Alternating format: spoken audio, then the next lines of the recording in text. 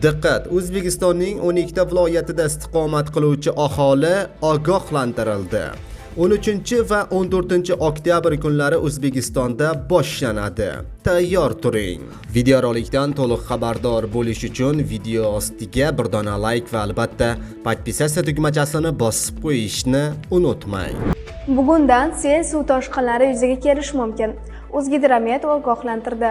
O'zgidrometga ko'ra, joriy yilning 11 va 13-14 oktyabr kunlari Vodiy va Toshkent viloyati tog'li hududlarida yomg'ir yog'ib, sel suv toshqinlari yuzaga kelishi mumkin. Tog' oldi va tog'li hududlarda istiqomat qiluvchi fuqarolarni, dam oluvchilarni hamda tog'li hududlarda harakatlanuvchi haydovchilarni ehtiyotkorlik choralarini ko'rishlarini so'raymiz, deyiladi xabarda.